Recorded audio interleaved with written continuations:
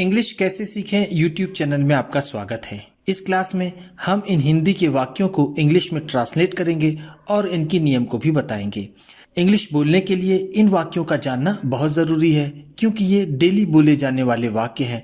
बिना इनको जाने आप इंग्लिश नहीं बोल पाएंगे।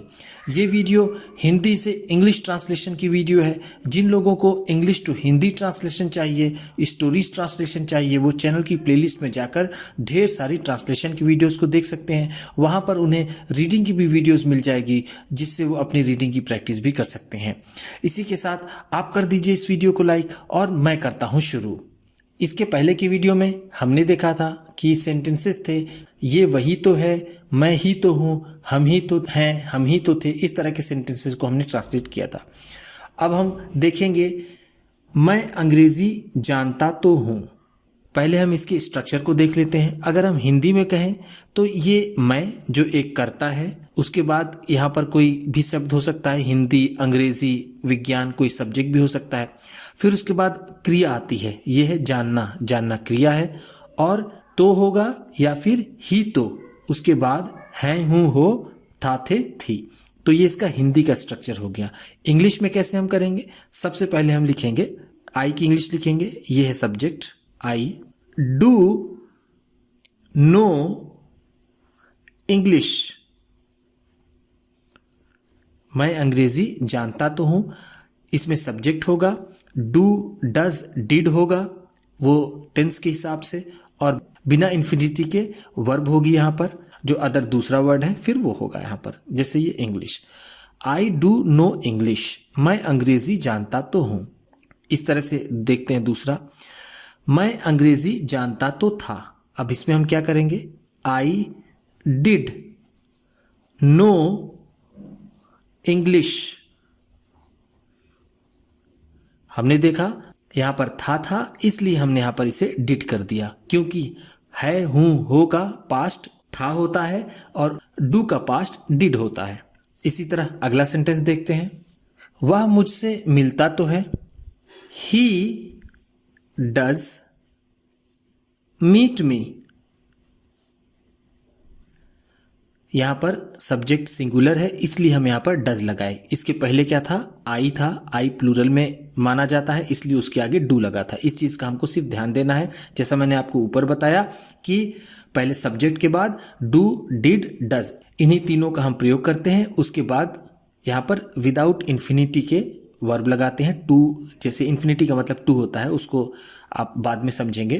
तो वहाँ पर फिर हम सिर्फ वर्ब लिख देंगे और जो दूसरा सब्जेक्ट होगा उससे, मुझसे, हमसे, फिर हम उसकी इंग्लिश लिख देंगे। तो मुझसे की इंग्लिश होगी मी। वह मुझसे मिलता तो था, इसी को पास्ट में करेंगे, सिर्फ यहाँ डिड लगाएंगे। ही डिड मीट मी, बस ये चीज़ हो गई, वह मुझसे मिलता तो था। अगला देखते हैं, मैंने उसे पढ़ाया तो था। तो मैंने की इंग्लिश आई, डिड, क्योंकि यहां पर था है इसलिए यहां डिड, टीच हिम, हिम की इंग्लिश, उसे पढ़ाने की इंग्लिश होती है टीच। मैंने उसे पढ़ाया तो था, आई डिड टीच हिम। इसे प्रेजेंट में देख लेते हैं, मैं उसे पढ़ाता तो हूं, तो इसे लिखेंगे हम आई डू टीच हिम।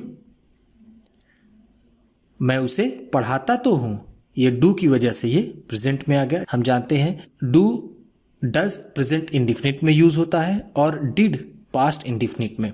इस तरह के सेंटेंसेस को हम इन्हीं दो टेंस में लिखते हैं। आगे देखते हैं, मैंने परीक्षा तो दी थी। तो हम इसे कहेंगे मैंने की इंग्लिश आई, परीक्षा देने की इंग्लिश होती है टेक एग्जामिनेशन। यहाँ उल्टा चलता है, परीक्षा देने को हम परीक्षा लेने के सेंस में इंग्लिश में यूज करते हैं। जैसे आई यहाँ था, थी है, तो इसलिए हम यहाँ पे यूज करेंगे did. I did take examination, examination या फिर एग्जाम भी हम कह सकते हैं। अब देखिए टेक का मतलब होगा यहाँ पर देना, कि मैंने एग्जाम दिया था यानी मैंने परीक्षा दी थी। वह टेनिस खेलती तो है, बार बार इस तरह के सेंटेंस मैं इसलिए यूज़ कर रहा हूँ कि आपकी थोड़ी प्रैक्टिस हो जाए, आप इस तरह के हर एक सेंटेंस को आसानी से ट्रांसलेट कर लें। वह टेनिस खेलती तो है, तो हम खेलती है तो वो शी डज प्ले टेनिस, वो टेनिस खेलती तो है। अब हम कुछ सेंटेंसेस को ले लेते हैं जो फ्यूचर टेंस में यूज़ होते हैं।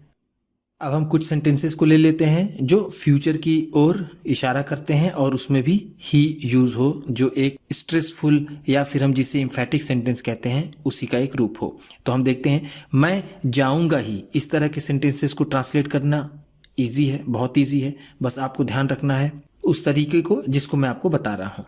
अब देखिए, मैं जाऊंगा ही तो इसे लिखेंगे आई विल सर्टेनली गो। मैं जाऊंगा ही, स्ट्रेस के लिए यहाँ पर ही लगा हुआ है हिंदी में, और इंग्लिश में हम इसको सर्टेनली से लिखते हैं। आई विल सर्टेनली गो, मैं जाऊंगा ही। वह मेरी मदद करेगा ही, ही विल सर्टेनली, या फिर एक वर्ड होता है श्योरली, हेल्प मी।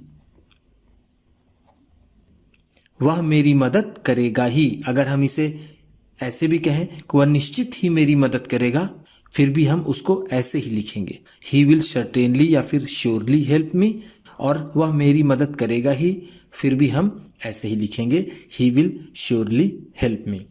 तो आप चाहे सर्टेनली चाहे श्योरली, जो आपको सही लगे आप उसका यूज़ कर सकते हैं।